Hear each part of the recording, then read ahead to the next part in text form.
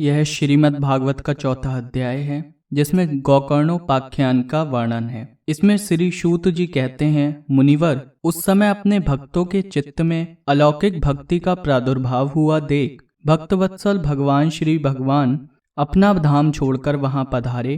उनके गले में बनमाला शोभा पा रही थी। श्री अंग सजल जलधर के समान श्याम वर्ण था। उस पर मनोहर पीताम्बर सुशोभित था।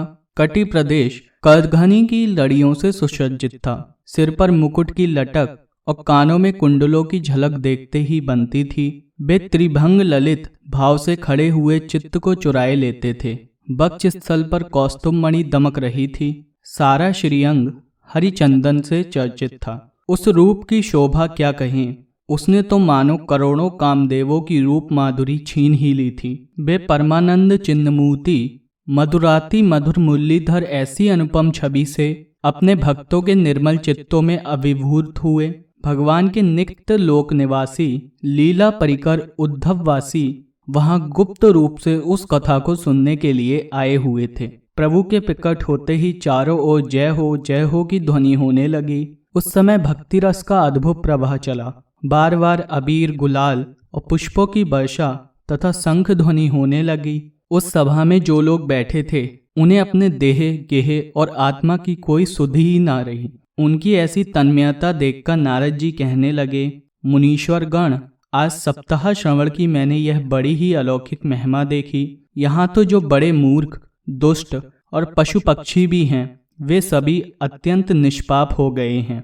अतः इसमें संदेह नहीं कि कलिकाल में चित्त की शुद्धि के लिए इस भागवत कथा के समान मृत्युलोक में पाप पुंज का नाश करने वाला कोई दूसरा पवित्र साधन नहीं है।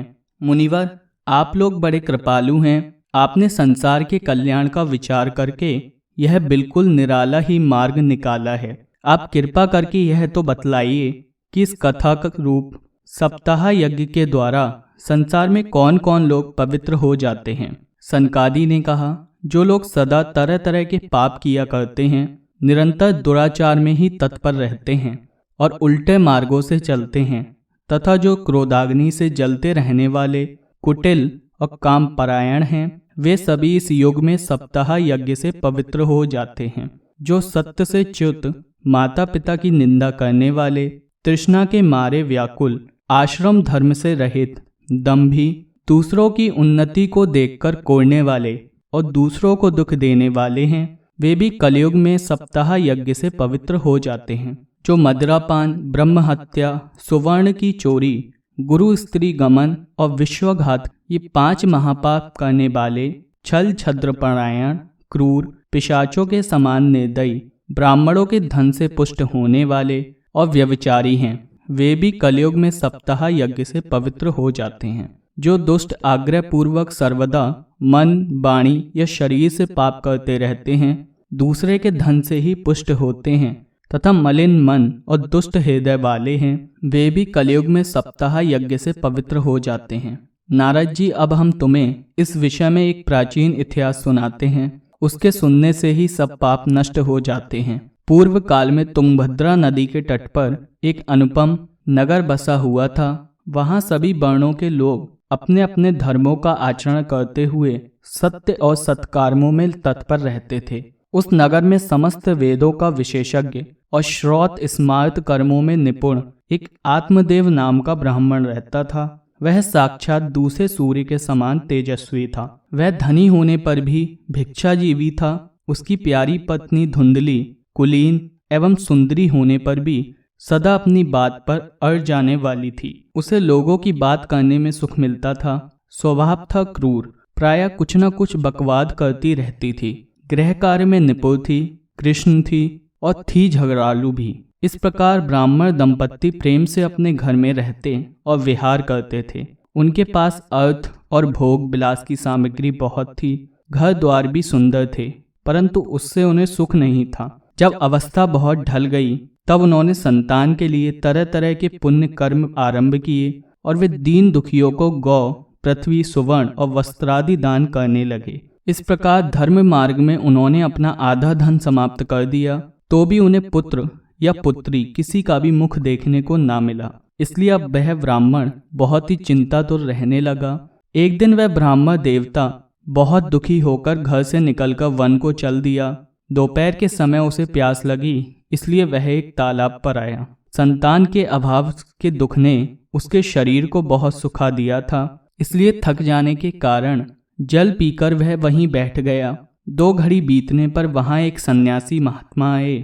जब ब्राह्मण देवता ने देखा कि वह जल पी चुके हैं, तब वह उनके पास गया और चरणों में नमस्कार करने के बाद सामने खड़े होकर लंबी लंबी सांसें लेने लगा। सन्यासी ने पूछा, कहो ब्राह्मण देवता, रोते क्यों हो? ऐसी तुम्हें क्या भारी चिंता है? तुम जल्दी ही मुझे अपने दुख का कारण बताओ। ब्राह्मण ने कहा, महाराज, मैं पूर्व जन्म के पापों से संचित दुख का क्या वर्णन करूं? अब मेरे पितर मेरे द्वारा दी हुई जलांजलि के जल को अपनी चिंता जनित सांस से कुछ गर्म करके पीते हैं। देवता और ब्राह्मण मेरा दिया हुआ प्रसन्न मन से स्वीकार नहीं करते। संतान के लिए मैं इतना दुखी हो गया हूँ कि मुझे सब सूना ही सूना दिखाई देता है। मैं प्राण त्यागने के लिए यहाँ आया हूँ। संतानहीन जीवन को धिक्कार है, संतानहीन ग्रह को धिक्कार है, संतानहीन धन को धिक्कार है और संतानहीन कुल को धिक्कार है। मैं जिस गाय को पालता हूँ वह भी सर्वदा बांझ हो जाती है। जो पेड़ लगाता हूँ उस पर भी फल फूल नहीं लगते। मेरे घर में जो फल आता है वह भी बहुत जल्दी सड़ जाता है। जब मैं ऐसा अभागा और पुत्रहीन हूँ, तब फिर इस जीवन को ही रखकर मुझे क्या करना है? यूं कहकर वह ब्राह्मण दुख से व्याकुल हो सन्यासी महात्मा के पास फूट फूट कर रोने लगा। तब उन यतिवर के हृदय में बड़ी करुणा उत्पन्न हुई। वे योगनिष्ठ थे। उन्होंने उसके ललाट की रेखाएं देखकर सारा वृतांत जान लिया और फिर उसे विस्तार पूर्वक कहने लगे। सन्यासी ने कहा, ब्राह्मण देवता, इस प्रजा प्राप्ति का मोह त्याग दो। कर्म की गति प्रबल है। विवेक का आश्रय लेकर संसार की वासना छोड़ दो। विप्रवर सुनो, मैंने इस समय तुम्हारा प्रारब्ध देखकर निश्चय किया है कि 7 जन्म तक तुम्हारे कोई संतान किसी प्रकार नहीं हो सकती। पूर्व काल में राजा सगर एवं अंग को संतान के कारण दुख भोगना पड़ा था। ब्राह्मण, अब तुम कुटुंब की आशा छोड़ दो।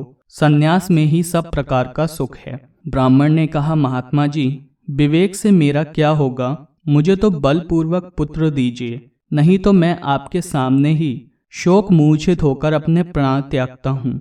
जिसमें पुत्र स्त्री आदि का सुख नहीं है, ऐसा संन्यास तो सर्वथा नीरस ही है। लोक में सरस तो पुत्र पौत्र आदि से भरा पूरा गृहस्थाश्रम ही है। ब्राह्मण का ऐसा आग्रह देखकर उन तपोधन ने कहा, विधाता के लेख को मिटाने का हठ करने से राजा चित्रकेतु को बड़ा कष्ट उठाना पड़ा था। इसलिए दैव जिसके उद्योग को कुचल देता है, उस पुरुष के समान तुम्हें भी पुत्र से सुख नहीं मिल सकेगा। तुमने तो बड़ा हठ पकड़ रखा है और अर्थी के रूप में तुम मेरे सामने उपस्थित हो। ऐसी दशाओं में मैं तुमसे क्या कहूँ? जब महात्मा जी ने देखा कि यह किसी प्रकार अपना आग्रह नहीं छोड़ता, तब उन्होंने उसे एक फल देकर कहा, इसे तुम अपनी पत्नी को खिला देना, इससे उसके एक पुत्र होगा। तुम्हारी स्त्री को 1 साल तक सत्य, शौच, दया, दान और एक समय एक ही अन्न खाने का नियम रखना होगा। यदि वह ऐसा करेगी तो बालक बहुत शुद्ध स्वभाव वाला होगा। यूं कहकर वे योगीराज चले गए और ब्राह्मण अपने घर लौट आया। वहां आकर उसने वह फल अपनी स्त्री के हाथ में दे दिया और स्वयं कहीं चला गया। उसकी स्त्री तो कुटिल स्वभाव की थी ही। वह रो रो कर अपनी एक सखी से कहने लगी, सखी, मुझे तो बड़ी चिंता हो गई। मैं तो यह फल नहीं खाऊंगी। फल खाने से गर्व रहेगा और गर्व से पेट बढ़ जाएगा, फिर कुछ खाया पिया जाएगा नहीं। इससे मेरी शक्ति क्षीण हो जाएगी। तब बता घर का धंधा कैसे होगा? और दैववश यदि कहीं गांव में डाकुओं का आक्रमण हो गया तो गर्भिणी स्त्री कैसे भागेगी? यदि शुकदेव जी की तरह यह गर्भ भी पेट में ही रह गया तो इसे कैसे बाहर निकाला जाएगा? और कहीं प्रसव काल के समय वह टेढ़ा हो गया तो वह प्राणों से ही हाथ धोना पड़ेगा। यूं भी प्रसव के समय बड़ी भयंकर पीड़ा होती है। मैं सुकुमारी, भला यह सब कैसे सह सकूंगी? मैं जब दुर्बल पड़ जाऊंगी तब नंद रानी आकर घर का सारा माल मता समेट ले जाएंगी और मुझसे तो शौच, सत्य नियमों का पालन होगा ही नहीं। जो स्त्री बच्चा जनती है उसे उस बच्चे के लालन पालन में भी बड़ा कष्ट होता है। मेरे विचार से तो बंध्या या विधवा स्त्रियां ही सुखी हैं। मन में ऐसे ही तरह तरह के कुतर्क उठने से उसने वह फल नहीं खाया, और जब उसके पति ने पूछा फल खा लिया, तब उसने कह दिया हाँ खा लिया। एक दिन उसकी बहन अपने आप ही उसके घर आई, तब उसने अपनी बहन को सारा वृतांत सुनाकर कहा कि मेरे मन में इसकी बड़ी चिंता है, मैं इस दुख के कारण दिनों दिन दुर्बल हो रही हूँ। बहन मैं क्या करूँ? बहन ने कहा मेरे पेट में बच्चा है, प्रसव होने पर वह बालक मैं तुझे दे दूंगी, तब तक तू गर्भवती के समान घर में गुप्त रूप से सुख से रह। तू मेरे पति को कुछ धन दे देगी तो वे तुझे अपना बालक दे देंगे।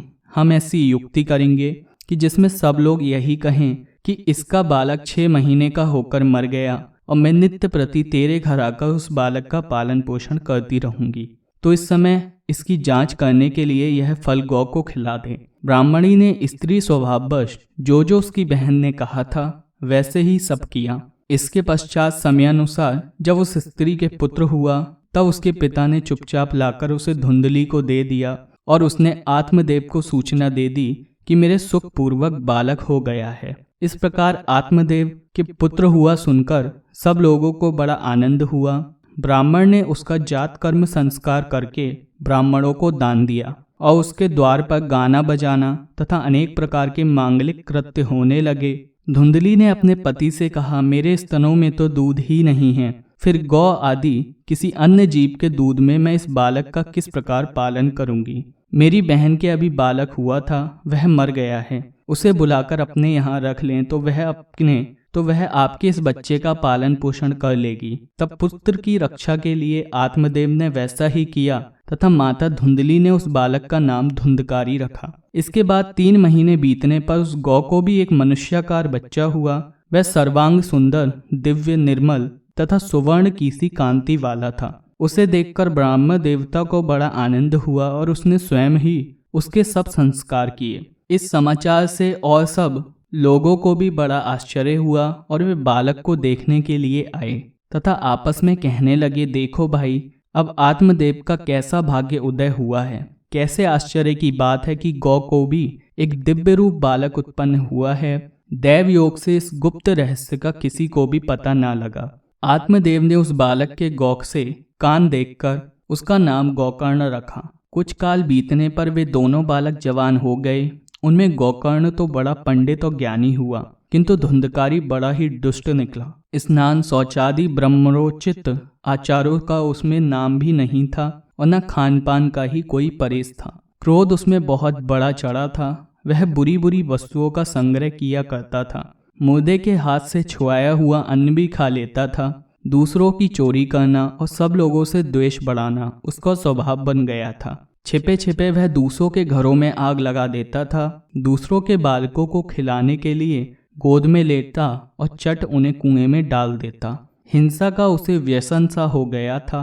हर समय वह अस्त्र शस्त्र धारण किए रहता और बेचारे अंधे और दीन दुखियों को व्यर्थ तंग करता। चांडालों से उसका विशेष प्रेम था। बस हाथ में फंदा लिए कुत्तों की टोली के साथ शिकार की टोह में घूमता रहता। वैश्याओं के जाल में फंसकर उसने अपने पिता की सारी संपत्ति नष्ट कर दी। एक दिन माता पिता को मार पीट कर घर के सब बर्तन भांडे उठा ले गया। इस प्रकार जब सारी संपत्ति स्वाहा हो गई, तब उसका कृपण पिता फूट फूट कर रोने लगा और बोला, इससे तो इसकी माँ का बांझ रहना ही अच्छा था। कुपुत्र तो बहुत ही दुखदायी होता है। अब मैं कहाँ रहूं, कहाँ जाऊं? मेरे संकट को कौन काटेगा? हाय, मेरे ऊपर तो बड़ी विपत्ति आ पड़ी है।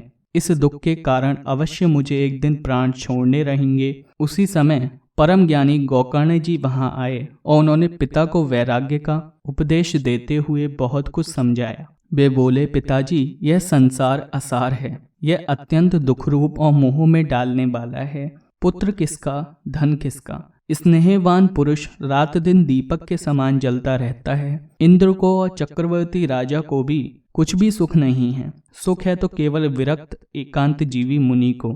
यह मेरा पुत्र है, इस अज्ञान को छोड़ दीजिए। मोह से नरक की प्राप्ति होती है। यह शरीर तो नष्ट होगा ही, इसलिए सब कुछ छोड़कर वन में चले जाइए। गोकर्ण के वचन सुनकर आत्मदेव वन में जाने के लिए तैयार हो गया और उनसे कहने लगा, बेटा, वन में रहकर मुझे क्या करना चाहिए? यह मुझसे विस्तार पूर्वक कहो। मैं तो बड़ा मूर्ख हूँ, अब तक कर्मवश स्नेह पाश में बंधा हुआ अपंग की भांति इस घर रूप अंधेरे कुएं में ही पड़ा रहता हूँ। तुम बड़े दयालु हो, इससे मेरा उद्धार करो।